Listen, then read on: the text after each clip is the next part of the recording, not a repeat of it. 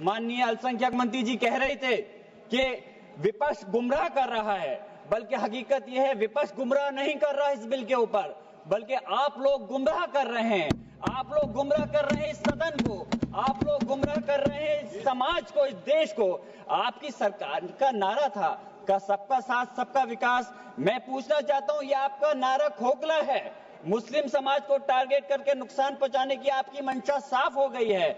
माननीय गृह मंत्री जी श्री अमित शाह साहब भी यहां बैठे हुए हैं। मैं कहना चाहता हूं कि माननीय अल्पसंख्यक मंत्री जी कह रहे थे कि जब वो चुनाव में गए थे तो उनसे कहा गया कि वक्फ बिल को लेकर के आया जाए, इसलिए लाए हैं।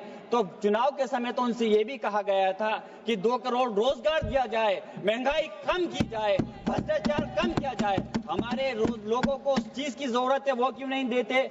मैं कहना चाहता हूं कि इस देश का मुसलमान दुश्मन नहीं है, इस देश का मुसलमान वफादार है, इस देश की तरक्की चाहता है, इस देश का विकास चाहता है। और हमारे बुजुर्गों ने लाखों की तादाद में इस देश को आजाद कराने के समय अपनी जान माल की कुर्बानियां देकर के साबित किया था। देश का जब बंटवारा किया था माननीय अध्यक्ष जी, तो उस वक्त अगर जो मुसलमानों को प्यार था पाकिस्तान से वो चले गए, जिनको इस हिंदुस्तान से प्यार था, वफा थी, वो आज इस हिंदुस्तान के अंदर है।